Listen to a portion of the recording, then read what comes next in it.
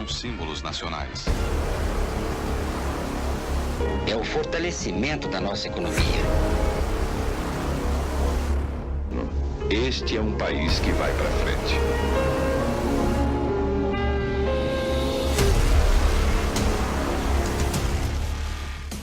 Conte comigo, Brasil, acima de tudo, brasileiro. Conte comigo, Brasil, acima de tudo. Comemore o Dia da Independência.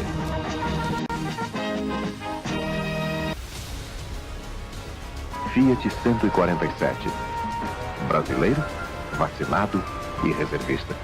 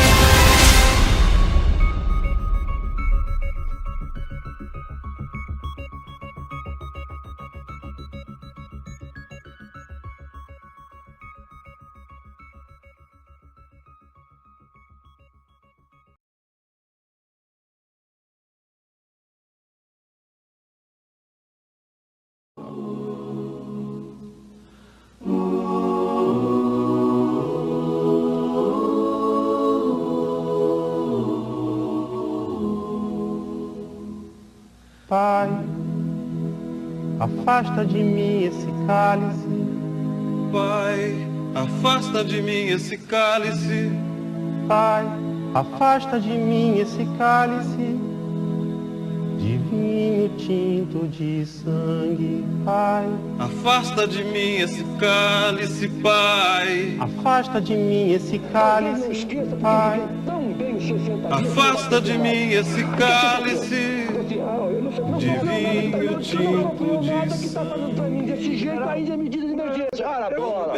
Deixa eu falar. Pode falar, Geraldo. Pode falar. Cala a boca. Brasília, pacata e ordeira. Brasília, desliga essa droga, então. Políticos autoritários pintam seus rivais como criminosos, subversivos e inimigos da pátria, os transformando em ameaças à segurança nacional e ao modo de vida da nação. Contudo, tal polarização não é suficiente para estes se perpetuarem. Afinal, um regime autoritário necessita do apoio de diversos setores da sociedade, que concentram poder e influência nas mais diversas formas. Obviamente, uma ditadura não se sustenta sem apoio popular, e a opinião pública é fortemente moldada pelo acesso que esta tem à informação. Mais recentemente, este quadro tem se alterado, mas no período ditatorial brasileiro, a mídia tinha controle total de como eram passados tais fatos. Dito isso, era vital ao regime controlar e manter os grandes veículos do seu lado, por bem ou por mal.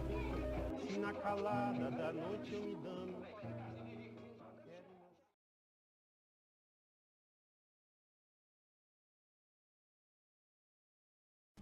Os grandes veículos de informação têm, em maior parte, pouquíssimo filtro ideológico. Querem se manter do lado seguro do cenário em que se encontram, onde garantem seu lucro e audiência, a fim de se perpetuarem e manterem seu lugar ao sol. Analisando o cenário da ditadura civil-militar junto a esta máxima, é notável o crescimento gigantesco dos veículos que eram coniventes com as práticas em questão.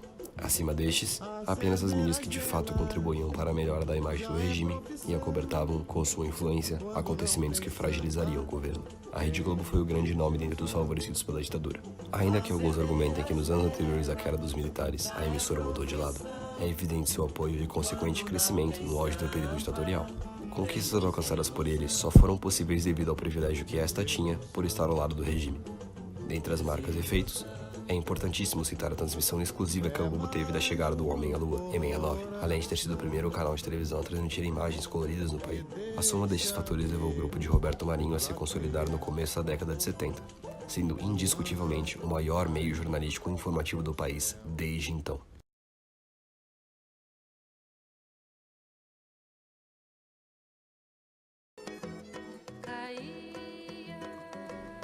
Apesar de toda a pressão feita pelo governo, ainda haviam meios de informação, majoritariamente mídias alternativas, que iam na direção contrária dos grandes veículos.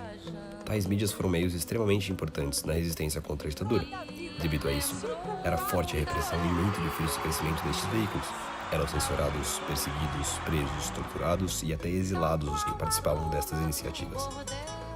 Como um marcante exemplo dessa luta, o semanário humorístico O Pasquim fez grande sucesso por tirar o cômico do trágico. Foi criado logo após o AI-5 e ainda assim conseguiu ser divertido e alcançar grande popularidade. Não diferente de outras frentes de resistência, sofreu muito com a censura e chegou a ter sua redação inteira presa no meio dos anos 70. Alguns movimentos artísticos também obtiveram destaque na luta contra a ditadura. Apesar das repressões, diversos músicos se arriscaram em letras contra tal regime, muitas vezes com ataques indiretos através de metáforas e alusões não evidentes, assim evitando a censura. Grande figura da história deste país, Chico Buarque de Holanda nasceu para o mundo musical já dentro do período ditatorial. Este fato fez com que Chico se tornasse um dos maiores nomes da resistência artística durante o regime. Tal notoriedade do cantor e escritor se deu por suas obras críticas aos militares e seu governo. A peça Roda Viva e as muitas canções repetidamente censuradas tomaram muito destaque em tal meio.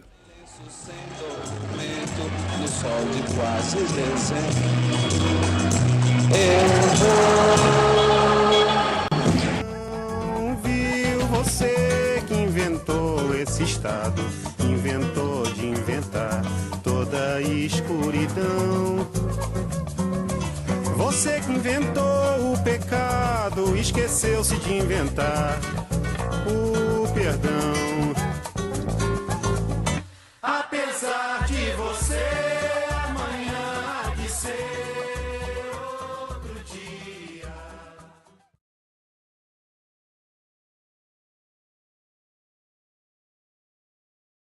Até sou favorável se a CPI, no caso de Chico Lopes, tivesse pau de arara lá. Um candidato à presidência de caráter autoritário que trata com apreço o período ditatorial é líder nas pesquisas. Milhares vão às ruas pedindo intervenções militares a fim de colocar o país nos eixos. Movimentos contra liberdades individuais ascendem continuamente por todo o país. Você fecharia o Congresso Nacional? Não há a menor dúvida, daria golpe no mesmo dia. Não foi. Tal realidade parece sair de um típico livro de história. Um passado distante que serviu de lição para os que hoje vivem e que não voltará, independente de crises ou turbulências vividas pelo país. No entanto, são fatos completamente atuais. A aceitação do público em geral a ideias que remetam ao autoritarismo é, cada vez mais, uma crescente. Voto, você não vai mudar nada nesse país. Nada, absolutamente nada. Isso só vai mudar, infelizmente, quando um dia nós partimos para uma guerra civil aqui dentro. Ideais de perfil autoritário têm, como solo mais fértil, sociedades fragilizadas por crises ou assoladas pela guerra. Este é, provavelmente, um dos maiores axiomas do estudo histórico. No caso do Brasil de hoje, a recente crise abriu espaço para tamanho avanço de grupos adeptos a este tipo de pensamento. Cabe, portanto, àqueles que levam o histórico político do país a sério, policiar as grandes mídias e protestar contra aquelas que se mostrem coniventes com ações de tal caráter, impedindo a volta do terror advindo das ditaduras. Não posso fazer serenata, a roda de samba acabou. A gente toma a iniciativa